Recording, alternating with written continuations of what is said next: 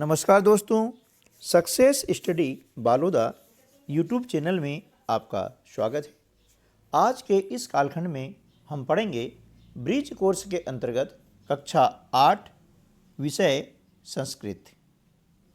यह आपकी जो बुक दी गई है लैंग्वेज वाली है ना, जैसे हिंदी, अंग्रेजी और संस्कृत की बुक है। इस बुक के अंतर्गत तीसरा खंड है खंड संस्कृत। इस वीडियो में हम सीखेंगे संधि परिचय और संस्कृत के जो आउटकम हैं वे हैं SKT 708 और SKT 701। SKT 708 के अंतर्गत हम सीखेंगे संधि के भेदों की पहचान और संधि के पदों का विच्छेद करना। साथ ही हम सीखेंगे संस्कृत के वाक्यों को शुद्ध उच्चारण के साथ पढ़ना। तो यहाँ पर कुछ मैं वाक्य आपको पढ़ के बताता हूँ, उसके अनुसार आप आगे जो वाक्य दिए गए हैं उन्हें आप पढ़ेंगे। और इस कालखंड का, इस वीडियो का मुख्य हमारा विषय है वह है संधि परिचय। हम संधि के बारे में विस्तृत चर्चा करने वाले हैं, तो बने रहिए मेरे साथ वीडियो के अंत तक। चलिए शुरू करते हैं आज का वीडियो। शिक्षकः छात्रः कः पशुः सर्वश्रेष्ठः अस्ति। देखिए, संस्कृत में शुद्ध पढ़ने के लिए हमें अनुस्वार और विसर्ग, यानी जिसे हम साधारण भाषा में बोलते हैं अम की मात्रा और अह की मात्रा, इनका विशेष हमें ध्यान देना पड़ता है। और एक होता है हलंत, है ना। तो इसमें अनुस्वार और विसर्ग का ज़्यादा उपयोग होता है, उन्हें हमें ध्यानपूर्वक पढ़ना होता है। आगे चलते हैं। रमेशः महोदय सिंह सर्वश्रेष्ठ अस्ति। रमेश बोलता है कि महोदय सिंह सर्वश्रेष्ठ है ना। शिक्षकः कथम, है ना। शिक्षक बोलते हैं कथम, यानी कैसे। तो अखिलेश जो बालक है बोलता है अखिलेशः सिंह पराक्रमशील भवति। सिंह क्या है? पराक्रमशील होता है, ठीक है ना। तो इस प्रकार से आपको ये जो पाठ दिया गया है इसे आपको पढ़ना है। और आगे हम जो बात करेंगे वे ये है कि संधि क्या होती है। देखिए, मुख्य रूप से संधि 3 प्रकार की होती है। स्वर संधि, व्यंजन संधि और विसर्ग संधि होती है ना। तो यहाँ पर हम बात कर रहे हैं स्वर संधि की। और स्वर संधि के 5 भेद होते हैं, है ना। गुण स्वर संधि, दीर्घ स्वर संधि, वृद्धि स्वर संधि, पूर्व रूप स्वर संधि और आयादी स्वर संधि, ठीक है ना। तो ये जो संधियां हैं इनको हम कैसे पहचानेंगे, इसके लिए हम थोड़ा सा ध्यान देंगे, है ना। तो यहाँ पर कुछ आपको दिए गए हैं संधियों के उदाहरण दिए गए हैं कि जैसे रमेशः, इसका संधि विच्छेद हो जाएगा रमा धन ईशः, ये होती है गुण स्वर संधि। इसी प्रकार से अखिलेशः अखिर धन ईशः, ये इसका हो गया संधि विच्छेद कहलाता है और इसका नाम क्या है? गुण स्वर संधि है ना। इसी प्रकार से हितेशः हित धन ईशः, ये हो गई गुण स्वर संधि, है ना। आगे बलापेक्षया, यानी बल धन अपेक्षया, ये कहलाती है दीर्घ स्वर संधि, ठीक है ना। क्या कहलाएगी ये? दीर्घ स्वर संधि, है ना। उसके बाद में है सदैव सदा धन एव, ये कहलाती है वृद्धि स्वर संधि। तो इसी प्रकार से ये जो संधि पद हैं इनको हम पढ़ेंगे, है ना।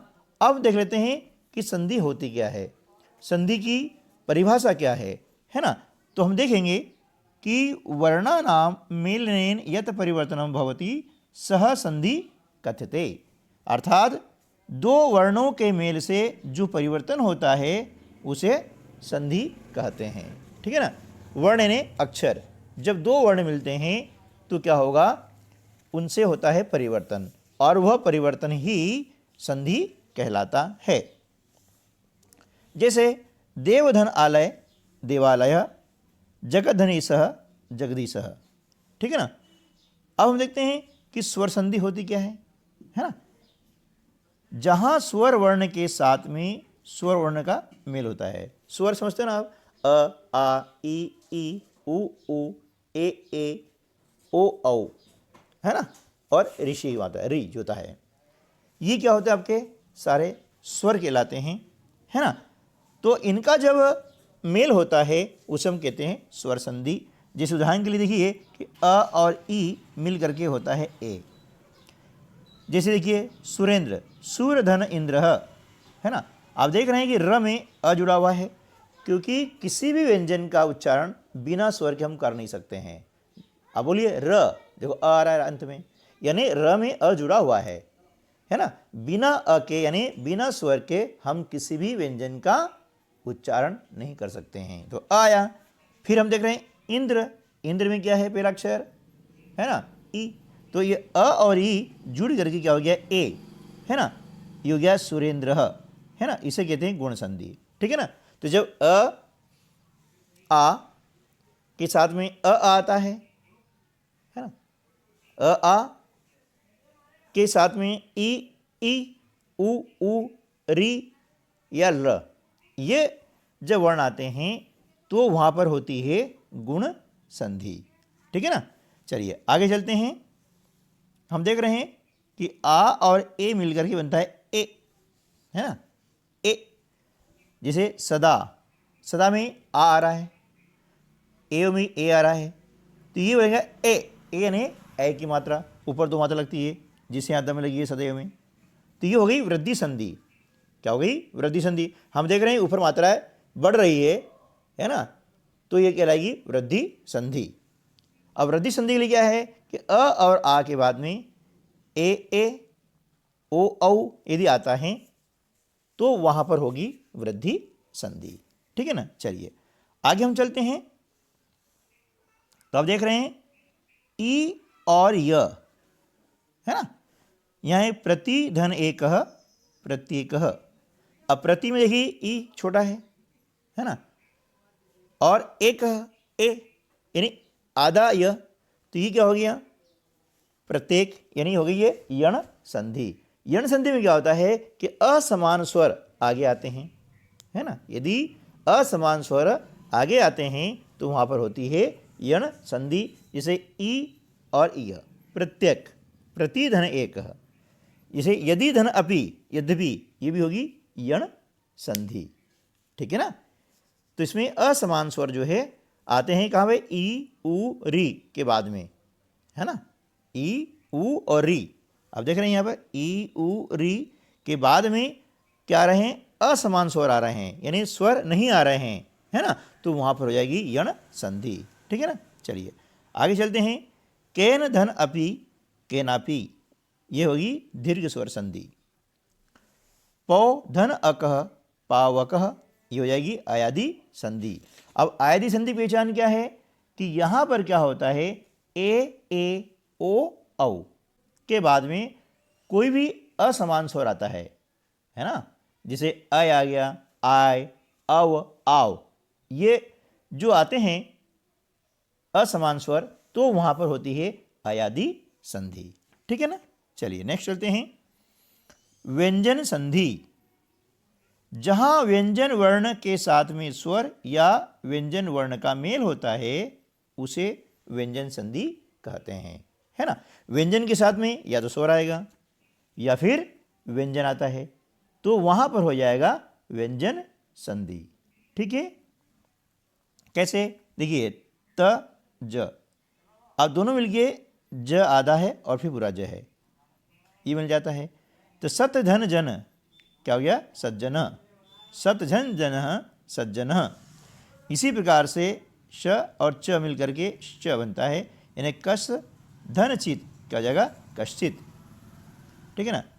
त धन ई क्या हो गया, दी, जगत धन ई सह, ये हो जाएगा जगदीशः। सुधन अ, है ना, या सुप धन अंतः सुबंतः, ये आपकी कहलाएगी व्यंजन संधि। तो चलिए अब हम कर लेते हैं अगली वर्कशीट, जिसके अंतर्गत पाठ्य सामग्री भी है और अभ्यास कार्य भी है। तो पहला प्रश्न है, रिक्त स्थानानि पूर्यत, यानी रिक्त स्थानों की पूर्ति कीजिए। पहला है वर्णानाम मेलनेन खालिस्तान भवति, यानी वर्णों के मेल से क्या होता है, संधि होती है ना, वर्णों के मेल से संधि होती है।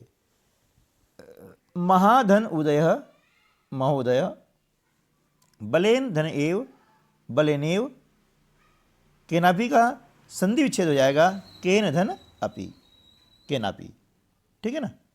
चलिए अगला जो प्रश्न है, संधि विच्छेदम कृत्वा संदेह नाम लिखत, यानी संधि विच्छेद करके संधि का नाम लिखिए। अब यहाँ पर आपको दिया गया है शब्द, है ना, प्रत्येक, अब इसका हम विच्छेद करेंगे, संधि विच्छेद किया जाएगा प्रति धन एक, योगी यण स्वर संधि, है ना। अगला है स्वागतम, सु धन आगतम, ये हो जाएगी यण स्वर संधि। गायक, गे धन अकह, ये होगा आपका अयादि स्वर संधि। पवन, पो धन अनह, अयादि स्वर संधि। क्योंकि अभी आपको बताया था ना कि ए ओ औ के बाद में जब अय आय अव आओ ऐसे जो असमान स्वर आते हैं तो वहां पर होती है अयादि स्वर संधि, ठीक है ना। चलिए अगला देखते हैं, वनेपि, वन धन अपि, ये कहलाएगी पूर्व रूप संधि। इसमें क्या होता है कि ए ओ के बाद में अवग्रह चिन्ह आता है ना, ये आप देख रहे हैं ना, ये ने के बाद में जो चिन्ह है ये कहलाता है आपका अवग्रह चिन्ह कहलाएगा, है ना। जब ये अवग्रह चिन्ह आता है तो वहां पर हो जाती है पूर्व रूप संधि, ठीक है ना। चलिए नेक्स्ट है, देवेंद्र, देव धन इंद्र, ये हो जाएगा गुण स्वर संधि। मैंने आपको बताया था ना कि गुण स्वर संधि की पहचान क्या है, जब अ और आ के बाद में ई उ या री आता है तो वहां पर होती है गुण संधि। इसको आप नोट कर लीजिएगा अपनी कॉपी में, ठीक है ना। चलिए नेक्स्ट चलते हैं, सूर्योदय, सूर्य धन उदय, ये हो गई गुण स्वर संधि। यहाँ देखा हमने सूर्य अ के बाद में आया उ, है ना, तो क्या हो गया ये गुण स्वर संधि। अदेव अध धन एव, ये हो जाएगी आपकी वृद्धि स्वर संधि। नरोत्तम, नर धन उत्तम, ये हो जाएगा आपका गुण स्वर संधि। यथोक्तम, यथा धन उक्तम, गुण स्वर संधि हो जाएगी, है ना। यथा आ आया, उक्तम में उ आया, तो आ के बाद में जो उ आता है तो वहां पर होती है गुण स्वर संधि, ठीक बच्चों। चलिए नेक्स्ट कर लेते हैं, संधि कृत्वा संधे नाम लिखत, यानी यहाँ आपको संधि विच्छेद दिया गया है, इसका आपको संधि करना है और उसके बाद में संधि का नाम लिखना है। जैसे यहाँ पर पहला जो दिया है 1 नंबर का, जगत धन ईसह, क्या हो जाएगा जगदीश, ये हो जाएगी व्यंजन संधि। सत धन जनः, सज्जनः, व्यंजन संधि। दिक् धन गजः, दिग्गजः, व्यंजन संधि। अच धन अंतः, अजंतः, ये हो जाएगी व्यंजन संधि। बुध धन धिय, बुद्धीय, व्यंजन संधि, ठीक है ना। चलिए अब आगे हम चलते हैं, तो यहाँ पर प्रश्न क्रमांक 4 है, उचितम योजयत, यानी सही जोड़ी मिलाइए, है ना। अब यहाँ पर आपको दिए गए हैं शब्द और सामने आपको दिया गया है संधि के नाम, तो सही शब्द से सही संधि का नाम आपको मिलाना है। पहला आपका क्या है, रविंद्र। अब रविंद्र कौन सी संधि है, ये हो जाएगी दीर्घ स्वर संधि, ये हमने मिला दिया, है ना। रविंद्र क्या हो जाएगा दीर्घ स्वर संधि, क्यों रवि धन इंद्र, ये होता है रविंद्र। अब रवि में क्या है, ई आ रहा है छोटी, है ना, और इंद्र में छोटी आ रहा है, तो जब छोटी और छोटी मिलती है तो हो जाता है बड़ी ई, है ना। तो र में रवि, व में बड़ी मात्रा हो गई ना रविंद्र, तो ये क्या हो गया बड़ी हो गई है, इसलिए दीर्घ बोलते हैं, है ना, दीर्घ नहीं बड़ा होता है, तो ये दीर्घ स्वर संधि हो गई है ना, ध्यान रखिएगा। इसी प्रकार से आगे जैसे भानु, है ना, भानु ऊ छोटा आ रहा है, उदय ऊ आ रहा है, तो ऊ और ऊ जो मिलता है तो बड़ा ऊ बनता है, यानी भानुदय, तो यहाँ पर भी दीर्घ स्वर संधि हो जाएगी। चलिए इसी प्रकार से आगे चलते हैं हम, महोऔषधीय, है ना, महोऔषधीय। अब ये है वृद्धि संधि है, क्या है वृद्धि स्वर संधि। कैसे, देखिए महा में क्या है आ, औषधि में क्या आया है ओ, है ना, दोनों मिलकर के हो जाता है औ, यानी औ की मात्रा, तो ये क्या हो जाएगा, वृद्धि हो रही है इस मात्रा की। अब मात्रा वृद्धि हो रही है, इसे हम कहेंगे वृद्धि स्वर संधि यानी मौजदीय। ठीक है ना। चलिए, नायक ये हो जाएगी अयादि संधि, है ना। महोत्सव क्या हो जाएगा, महोत्सव ये आपका हो जाएगा गुण स्वर संधि। ठीक है ना। भारत भारतस्मिन्, है ना, भारतस्मिन्, तो भारतस्मिन् हो जाएगा आपका पूर्व रूप संधि, क्योंकि इसमें अवग्रह चिन्ह है, इसकी पहचान है ये अवग्रह चिन्ह। ठीक है ना। और यद्यपि ये हो जाएगा आपका यण स्वर संधि। ठीक है ना, ये हो जाएगा आपका यण स्वर संधि। ठीक है दोस्तों। चलिए, अब आपको दिया गया है कि निम्नलिखित गद्यांश को ध्यानपूर्वक पढ़ करके प्रश्नों के उत्तर लिखिए, है ना। इसे आपको ध्यान से पढ़ना है और फिर आगे जो प्रश्न आ रहे हैं उसके उत्तर आपको लिखना है। तो देखिए, ये आपको दिया गया है, कुछ प्रश्न दिए गए हैं कि गद्यांश में आए हुए संधि युक्त शब्दों को चुन करके लिखिए। तो मैंने यहाँ नीचे लिखे हुए हैं, वही कुछ शब्द वहाँ पर आ जाएंगे, आप उसको देख सकते हैं। जैसे ये शब्द कुछ आ रहे हैं, है ना, आप देखेंगे यद भविष्य, है ना, अभी हम आगे लिखने वाले हैं। यद भविष्य आप लिख लेंगे, परस्पर वदनम, जलाशयम, है ना, ये शब्द आपके, है ना। तो ये हमने लिख दिया है। अब लिखने के बाद में हमने उसमें स्वर संधि है या व्यंजन संधि है, इसको हमने यहाँ कर दिया है वर्गीकृत। यद भविष्य, है ना, यत धन भविष्य, परस्परम वदनम, है ना, परस्परम धन वदनम, अवश्यमेव, अवश्यम धन एव, है ना, एत चिंतित्वा, यानी एतत् चिंतित्वा, ऐसा एतत् चिंतित्वा। अब एतत् ज्ञात्वा यानी एतत् धन ज्ञात्वा। ठीक है ना, इस प्रकार से। अगला है, निम्नलिखित शब्दों की संधि कीजिए। भगवत धन शक्तिया, ये हो जाएगा भगवतो शक्तिया। मरणम धन एव, मरणेव। समय धन अनुगुणम, समयोनुगुणम। अनत्य धन जलाशयम, है ना, अनियत धन जलाशयम, अनत्यो जलाशयम। भाग्य धन अनुसारम, भाग्योनुसारम। ठीक है ना, इस प्रकार से आगे चलते हैं। तो निम्नलिखित शब्दों के संधि नाम लिखिए। सच्चरित्रम, इसका नाम हो जाएगा व्यंजन संधि, क्योंकि सत धन चैत्रम, है ना। जलाशयम, जल धन आशयम, जलाशयम होता है, दीर्घ स्वर संधि। समय धन, है ना, अनुसारम, ये हो जाएगा समयानुसारम यानी व्यंजन संधि।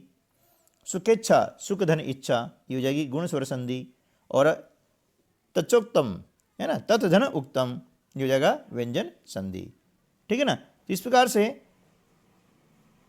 हमने यहाँ पर संधि क्या होती है, संधि के प्रकार जाने, संधि की पहचान हमने सीखी है, और है ना, संधि विच्छेद करना सीखा है। उम्मीद है कि ये वीडियो आपके लिए काफ़ी हेल्पफुल रहा होगा, है ना। तो मिलते हैं अगली वीडियो में, तब तक के लिए नमस्कार, जय हिंद।